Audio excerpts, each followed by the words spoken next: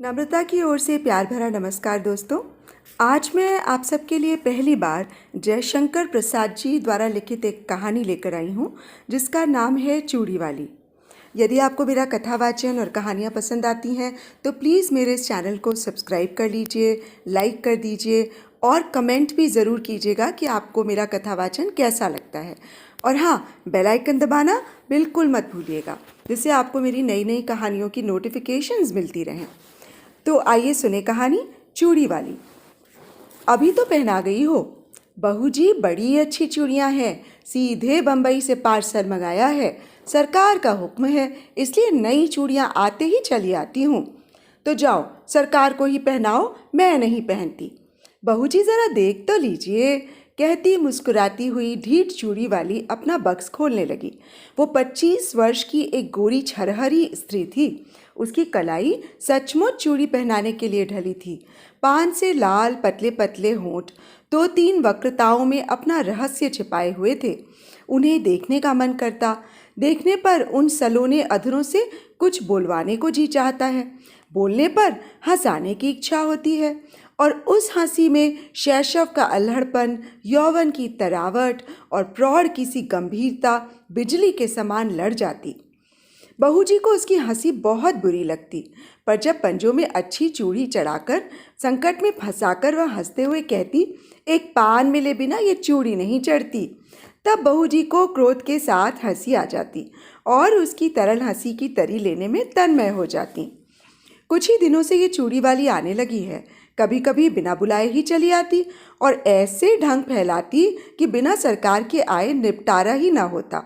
ये बहू जी को असह्य हो जाता। आज उसको चूड़ी फंसाते देखकर बहू जी झल्लाकर बोली, आजकल दुकान पर ग्राहक कम आते हैं क्या? बहू जी, आजकल खरीदने की धुन में हूँ, बेचती कम हूँ। इतना कहकर कई दर्जन चूड़ियाँ बाहर सजा दी। स्लीपरों की शब्द सुनाई पड़े। बहू जी ने कपड़े संभाले, पर वह ढीठ चूड़ी वाली बालिकाओं के समान सिर टेढ़ा करके, ये जर्मनी की है, ये फ्रांसीसी है, ये जापानी है, कहती जाती थी। सरकार पीछे खड़े मुस्कुरा रहे थे। क्या रोज नई चूड़ियां पहनाने का इन्हें हुक्म मिला है? बहू जी ने गर्व से पूछा।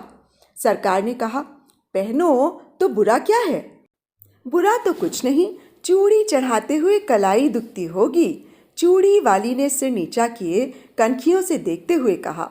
एक लहर सी लाली आंखों की ओर से कपोलों को तर करती हुई दौड़ जाती थी। सरकार ने देखा, एक लालसा भरी युवती व्यंग्य कर रही है। हृदय में हलचल मच गई। घबराकर बोले, ऐसा है तो ना पहने, भगवान करे रोज पहने। चूड़ी वाली आशीर्वाद देने के गंभीर स्वर में प्रौढ़ा के समान बोली। अच्छा, तुम अभी जाओ। सरकार और चूड़ी वाली दोनों की ओर देखते हुए बहू जी ने झुंझला कर कहा, तो क्या मैं लौट जाऊं? आप तो कहती थी ना कि सरकार को ही पहनाओ, तो ज़रा उनसे पहनने के लिए कह दीजिए। निकल मेरे यहाँ से, कहते हुए बहू जी की आंखें तिलमिला उठीं। सरकार धीरे से निकल गए। अपराधी के समान सर नीचा किए चूड़ी वाली अपनी चूड़ियां बटोर कर उठी। हृदय की धड़कन में अपनी रहस्यपूर्ण निश्वास छोड़ती हुई चली गई। चूड़ी वाली का नाम था विलासिनी। वो नगर की एक प्रसिद्ध नर्तकी की कन्या थी। उसके रूप और संगीत कला की सुख्याति थी। वैभव भी कम न था। विलास और प्रमोद का पर्याप्त संभार मिलने पर भी उसे संतोष न था। हृदय में कोई अभाव खटकता था। वास्तव में उसकी मनोवृत्ति उसके व्यवसाय के प्रतिकूल थी। कुलवधू बनने की अभिलाषा हृदय में और दाम्पत्य सुख का स्वर्गीय स्वप्न उसकी आंखों में समाया था। स्वच्छंद प्रणय का व्यापार अरुचिकर हो गया, परंतु समाज उससे हिंस पशु के समान सशंक था। उससे आश्रय मिलना असंभव जानकर विलासिनी ने छल के द्वारा वही सुख लेना चाहा। ये उसकी सरल आवश्यकता थी, क्योंकि अपने व्यवसाय में उसका प्रेम क्रय करने के लिए बहुत से लोग आते थे, पर विलासिनी अपना हृदय खोलकर किसी से प्रेम ना कर सकती थी। उन्हीं दिनों सरकार के रूप, यौवन और चारित्र्य ने उसे प्रलोभन दिया। नगर के समीप बाबू विजय कृष्ण की अपनी जमींदारी में बड़ी सुंदर अट्टालिका थी। वहीं रहते थे। उनके अनुचर और प्रजा उन्हें सरकार कहकर पुकारती थी। विलासिनी की आंखें विजय कृष्ण पर गड़ गईं। अपना चिर संचित मनोरथ पूर्ण करने के लिए वो कुछ दिनों के लिए चूड़ी वाली बन गई थी। सरकार चूड़ी वाली को जानते हुए भी अनजान बने रहे। अमीरी का एक कौतुक था, एक खिलवाड़ समझकर उसके आने जाने में बाधा न देते। विलासिनी के कलापूर्ण सौंदर्य ने जो कुछ प्रभाव उसके मन पर डाला था, उसके लिए उनके सुरुचिपूर्ण मन ने अच्छा बहाना खोज लिया था। वे सोचते बहू जी का कुलवधू जनोचित सौंदर्य और वैभव की मर्यादा देखकर चूड़ी वाली स्वयं पराजय स्वीकार कर लेगी और अपना निष्फल प्रयत्न छोड़ देगी। तब तक ये एक अच्छा मनोविनोद चल रहा है। चूड़ी वाली अपने कौतूहलपूर्ण कौशल में सफल न हो सकी थी, परंतु बहू जी के आज के दुर्व्यवहार ने प्रतिक्रिया उत्पन्न कर दी और चोट खाकर उसने सरकार को घायल कर दिया। अब सरकार प्रकाश्य रूप से उसके यहाँ जाने लगे। विलास रजनी की प्रभात भी चूड़ी वाली के उपवन में कटती। कुल मर्यादा, लोक लाज और जमींदारी सब एक ओर और चूड़ी वाली अकेले। दालान में कुर्सियों पर सरकार और चूड़ी वाली बैठकर रात्रि जागरण का खेद मिटा रहे थे और पास ही अनार का वृक्ष था, उसमें फूल खिले थे। एक बहुत ही काली छोटी चिड़िया उन फूलों में चोंच डालकर मकरंद पान करती और कुछ केसर खाती, फिर हृदय विमोहक कल नाद करती हुई उड़ जाती। सरकार बड़ी देर से कौतुक देख रहे थे। बोले, इसे पकड़कर पालतू बनाया जाए तो कैसा रहेगा? ये फूल सूंघी है, पिंजड़े में जी नहीं सकती। उसे फूलों का प्रदेश ही जिला सकता है, स्वर्ण पिंजर नहीं। उसे खाने के लिए फूलों की केसर का चारा और पीने के लिए मकरंद मदिरा कौन जुटाएगा? पर इसकी सुंदर बोली संगीत कला की चरम सीमा है। वीणा में भी कोई कोई ऐसी मीर निकलती होगी, इसे अवश्य पकड़ना चाहिए, जिसमें बाधा नहीं, बंधन नहीं, जिसका सौंदर्य स्वच्छंद है। उस असाधारण प्राकृतिक कला का मूल्य क्या बंधन है? कुरुचि के द्वारा वह कलंकित भले भी हो जाए, परंतु पुरस्कृत नहीं हो सकती। उसे आप पिंजरे में बंद करके पुरस्कार देंगे या दंड? कहते हुए उसने विजय की एक व्यंग्य भरी मुस्कान छोड़ी। सरकार की उस वन विहंगम को पकड़ने की लालसा बलवती हो उठी।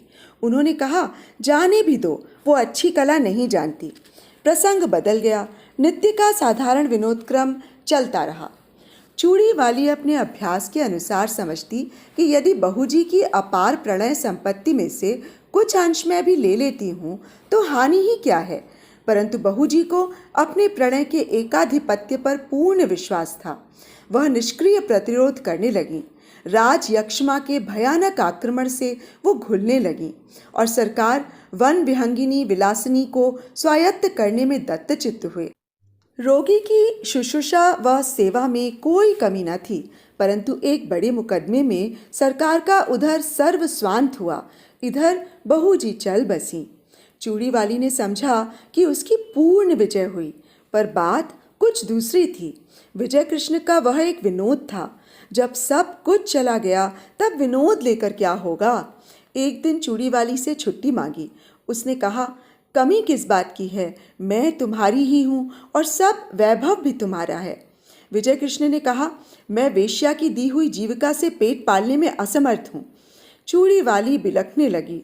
विनय किया, रोई, गिड़गिड़ाई, पर विजय कृष्ण चले ही गए।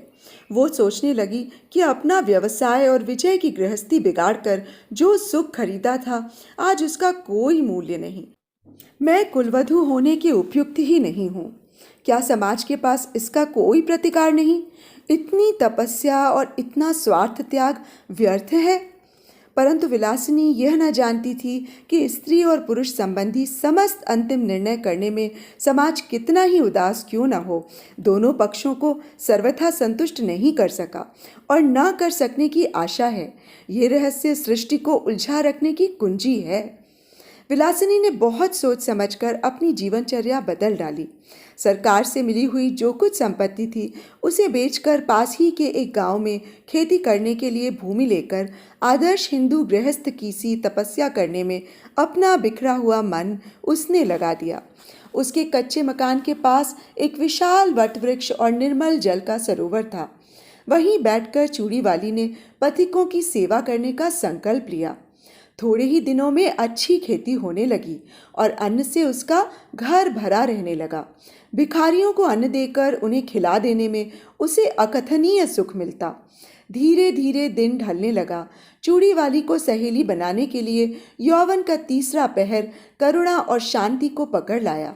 उस पथ से चलने वाले पथिकों को दूर से किसी कला कुशल कंठ की तान सुनाई पड़ती। अबलो नसानी अबना नसैहों। वट वृक्ष के नीचे एक अनाथ बालक नंदू को चना और गुड़ की दुकान चूड़ी वाले ने करा दी थी। जिन पथिकों के पास पैसे न होते उनका मूल्य वह स्वयं देकर नंदू की दुकान में घाटा न होने देती और पथिक भी विश्राम किए बिना उस तालाब से न जाता। कुछ ही दिनों में चूड़ी वाली का तालाब विख्यात हो गया। संध्या हो चली थी। पखेरुओं का बसेरे की ओर लौटने का कोलाहल मचा और वट वृक्ष में चहल पहल हो गई। चूड़ी वाली चरनी के पास खड़ी बैलों को देख रही थी।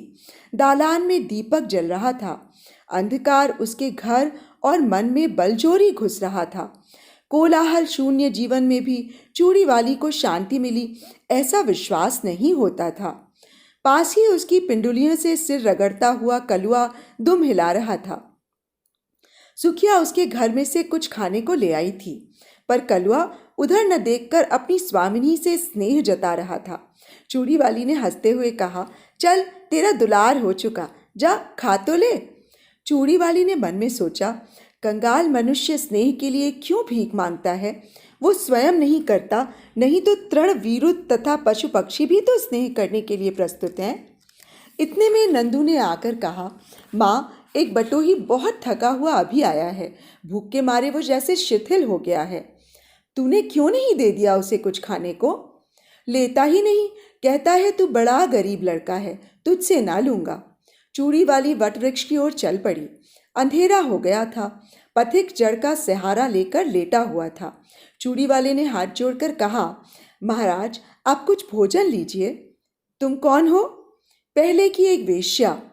छी, मुझे पड़े रहने दो। मैं नहीं चाहता कि तुम मुझसे बोलो भी, क्योंकि तुम्हारा व्यवसाय कितने ही सुखी घरों को उजाड़ कर शमशान बना देता है। महाराज, हम लोग तो कला के व्यवसायी हैं। ये अपराध कला का मूल्य लगाने वालों की कुरुचि और कुत्सित इच्छा का है। संसार में बहुत से निर्लज्ज स्वार्थपूर्ण व्यवसाय चलते हैं, फिर इसी पर इतना क्रोध क्यों? क्योंकि वह उन सबों में अधम और निकृष्ट है। परंतु वेश्या का व्यवसाय करके भी मैंने एक ही व्यक्ति से प्रेम किया था। मैं और धर्म नहीं जानती, पर अपने सरकार से जो कुछ मुझे मिला उसे मैं लोक सेवा में लगाती हूँ। मेरे तालाब पर कोई भूखा नहीं रहने पाता। मेरी जीविका चाहे जो रही हो, मेरे अतिथि धर्म में बाधा न दीजिए। पथिक एक बार ही उठकर बैठ गया और आंख गड़ाकर अंधेरे में देखने लगा। सहसा बोल उठा, चूड़ी वाली? कौन? सरकार? हाँ, तुमने शोक हर लिया।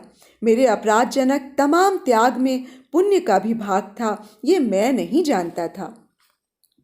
सरकार, मैंने गृहस्थ कुलवधू होने के लिए कठोर तपस्या की है। इन 4 वर्षों में मुझे विश्वास हो गया है कि कुलवधू होने में जो महत्व है वो सेवा का है, न कि विलास का। सेवा ही नहीं चूड़ी वाली, उसमें विलास का अनंत यौवन है, क्योंकि केवल स्त्री पुरुष के शारीरिक बंधन में वह पर्यवसित नहीं है। बाह्य साधनों के विकृत हो जाने तक ही उसकी सीमा नहीं। गृहस्थ्य जीवन उसके लिए प्रचुर उपकरण प्रस्तुत करता है, इसलिए वह प्रिय भी है और श्रेय भी है। मुझे विश्वास है कि तुम अब सफल हो जाओगी। मेरी सफलता की कृपा तो आप पर है। विश्वास है कि अब इतने आप निर्दय न होंगे। कहते कहते चूड़ी वाली ने सरकार के पैर पकड़ लिए। सरकार ने उसके हाथ पकड़ लिए। तो अभी आप सुन रहे थे जयशंकर प्रसाद जी द्वारा लिखित कहानी चूड़ी वाली। आपको ये कहानी और मेरा कथावाचन कैसा लगा, अवश्य कमेंट बॉक्स में बताइएगा। तो आज के लिए बस इतना ही। अब इजाज़त दीजिए। फिर एक अच्छी सी कहानी के साथ जल्दी ही आप सबके सामने उपस्थित हो जाऊंगी। नमस्कार।